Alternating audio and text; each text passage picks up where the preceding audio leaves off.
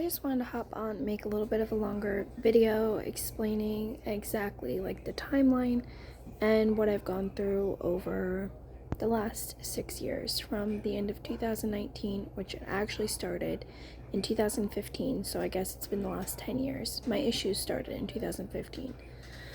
But I got my diagnosis of celiac disease in the end of 2019 into the beginning of 2020. And during that time, I had started a keto diet and I was dropping weight like crazy, but every once in a while I'd have a cheat day. I would eat chicken strips, french fries, that kind of stuff. Heavy on gluten, okay? The stuff that you like, because it's also cooked in oils that were cooked with gluten, so there's cross-contamination. And I started passing out. No joke, having accidents left and right. Grown adult, okay? Having accidents left and right. Not really sure what was going on.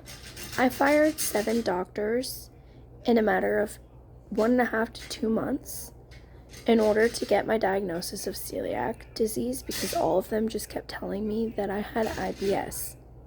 I did the IBS diet. Yes, I have IBS, but I have celiac. And for some reason, they all just kept thinking, oh, no, it's IBS, and not listening to me. When passing out, losing weight from 195 to 103 in a matter of months, literal months, 1.5 to 2 months, lost a ton of weight. And at first I was thinking, oh, it's because I'm doing the keto diet. And I guess some of those doctors kind of associated it to that as well. Well, then I got diagnosed, finally, with celiac disease. And at that time, I was scared to eat anything. So I was eating salad. Plain salad. Until I kind of got a rein on it with the help of my son's father, and we were able to come up with some things that I was able to eat. Because at that time I was scared.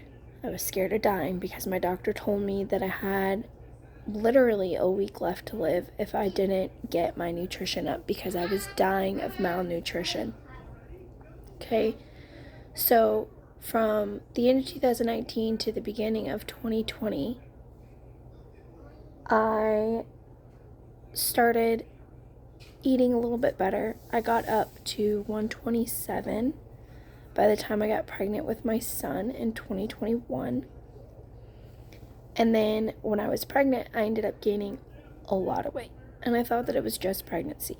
But at that time, I was craving flaming hot lime Cheetos. And I'm not joking. I had those a lot when I was pregnant. Looking back now, I regret that. Not only because I know that is not a nutritious food to be eating when pregnant, and it's not good food to be eating when pregnant, but it also is high in sugars, in saturated fat, in seed oils. The list goes on. Had I known that, I wouldn't have been eating. Had I known I had liver problems or could have liver problems from those kind of things, I would not have been eating those kind of things back in that time. But I was, because I was ignorant on the topic. Until roughly 9 to 10 months ago when I was diagnosed with non-alcoholic fatty liver disease. Most likely secondary to my celiac. And at that time, the nurse, and the doctor told me, just cut out sugar. Well, I learned that when I was told, don't eat gluten, barley, rye, and malt for my celiac, that's all I was told. I was told I could have gluten-free foods. I was told I could have celiac-safe foods. I was not informed that those foods are manufactured with high saturated fat and high sugars. Okay? Those two things are extremely toxic to the liver. And they can help your celiac add to a non-alcoholic fatty liver.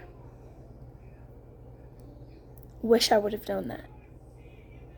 but instead had to wait until I got diagnosed with non-alcoholic fatty liver disease to put 2 and 2 together. So when they told me, oh, just cut out sugar, this time I knew better. I did my own research. And it's not just sugar. It is seed oils. It is high saturated fat, so more than 13 grams of saturated fat in a day. If you can stay under that, that is even better. So just if you ever get diagnosed with something, don't just take what a doctor says anymore. Really, truly don't. And this is my opinion. Do your own research. You could save your life. You could. You could save your life. And regardless of if you go through any mental issues, if you go through any physical issues, if you go through anything that you are going through, just know your life matters. You matter. If not for yourself, for your loved ones. If you do not have loved ones, or you're not around your family, etc., because of whatever have you in your life, if you have children, do it for them.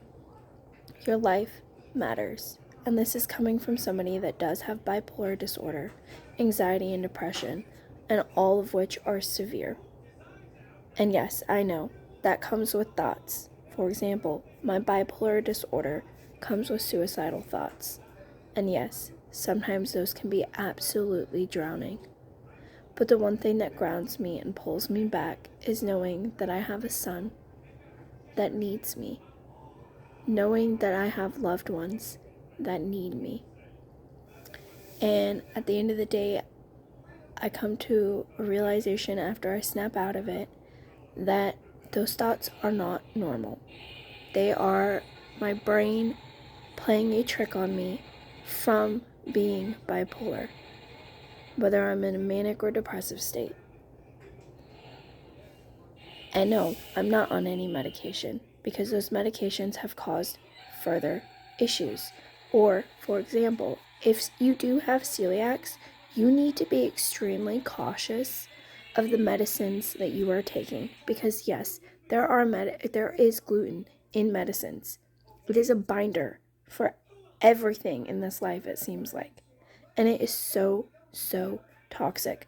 If a doctor, I've had all doctors, pharmacists, etc., tell me they cannot confirm if gluten is in medication. They cannot confirm it. They can look up as much as you or I can look up, apparently. Because every time I go in and ask them about a medication, they do a little quick Google search and they say, oh, well, I don't know, it doesn't really say.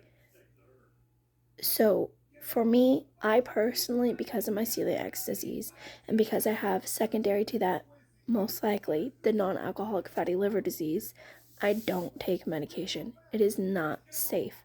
On top of that, all of the antidepressants they want you to take cause added suicidal thoughts. And some of the meds that I've been on have quite literally made me sleepwalk and do things that are not normal behavior. So each is to their own on this, but at the end of the day, your health matters. Food is medicine. Food matters. What you consume matters. And at the end of the day, yes, you can be greedy and you can say, oh, well, I really like this, I really like this, I really like this. Sure, you can. But is that worth your life? Is that worth your health? It's not. And I'm sorry, but body positivity, yes, there are medical illnesses out there. Like, for example, I didn't know I had non-alcoholic fatty liver disease until I was diagnosed with it. But I knew I was gaining weight unnecessarily and out of nowhere. I knew something was wrong. Your body will tell you a lot. So listen to it. Listen to your judgment. And know that you are your best advocate. All right. Catch y'all on the next one.